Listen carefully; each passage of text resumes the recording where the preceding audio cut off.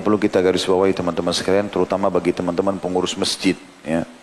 Atau antum juga yang bukan pengurus tapi memang sudah mulai punya jadwal untuk ke masjid, atau memang minimal memang dasarnya dia merasa butuh dengan Allah Subhanahu wa taala, ada hajat-hajat yang dia mau sampaikan, jangan sia-siakan antara azan dan iqamah.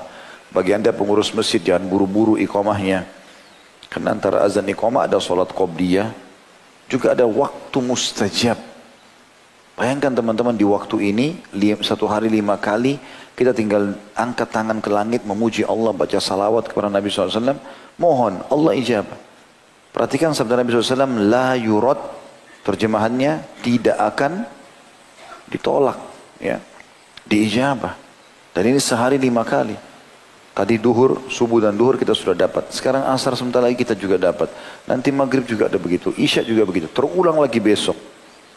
Begitu terus, satu hari 5 kali. Ini belum kita bicara sepertiga malam, belum kita bicara pada saat hujan turun, belum kita bicara kalau orang tua kita mendoakan, kalau kita telepon minta didoain misalnya. Banyak sekali, tapi 5 waktu ini semua orang lewati. Kalau ada orang lagi di jalan, dia bisa dengarkan azan. Kalau ada lagi orang di mana, bahkan sebagian ulama mengatakan kalau misal di zaman kita sekarang kan kita dengarkan azan mungkin dalam perjalanan di radio misalnya, atau handphone kita bunyi. Sebagian ulama membolehkan kalau memang itu waktu sholat, ya, bukan cuma nada dring, memang azan yang sedang bunyi di handphone kita memang waktu sholat masuk, maka berarti sama, memang umumnya semua lagi azan gitu kan. Berarti kalau selesai azan itu masuk dalam waktu yang mustajab, walaupun kita tidak dekat masjid, lagi jauh, misalnya lagi musafir di jalan gitu kan. Apalagi kalau antum gabungkan antara waktu antara azan dan iqamah juga dengan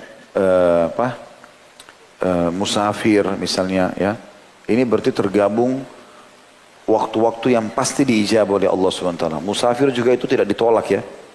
Dalam sebuah riwayat yang sahih yang lain dikatakan Nabi SAW bersabda, doa bagi orang yang sedang puasa dan musafir tidak ditolak atau tidak tertolak.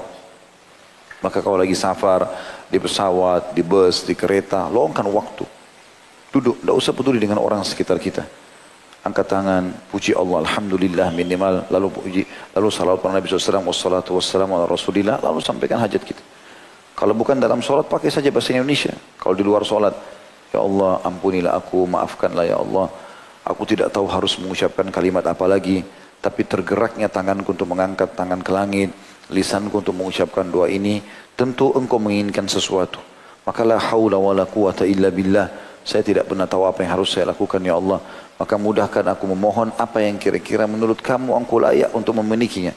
Kalau kita ucapkan saja doa, rutinkan, karena itu pasti diijabah. Saya pernah bahasakan pendapat para ulama, kita berdoa dalam kondisi lagi sehat, lagi kuat, lagi nikmat melimpah, harta banyak, pasangan tidak masalah, anak juga lagi baik.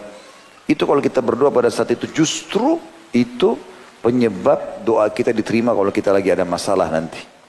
Makanya Nabi SAW bersabda dalam sebuah hadis, kenali Tuhanmu kalau kau lagi senang, dia akan kenali kau pada saat kau lagi susah. Nanti kalau kita sakit, bangkrut, diganggu orang, diancam segala macam, itu akan, kalau kita berdoa diijabah. Karena pada saat kita lagi senang, kita berdoa kepada Allah. Biasanya orang tidak mau berdoa kalau lagi senang. Dia lagi rekreasi ke puncak, lagi ke Bandung, lagi enak-enak sama keluarganya. Enggak ada pikirannya doa. Padahal dalam perjalanan kan musafir. Berdoa kebaikan. Gitu. Bahkan cenderung kepada kemaksiatan biasanya. Padahal dia sedang melimpah nikmat Allah pada dia. Gitu.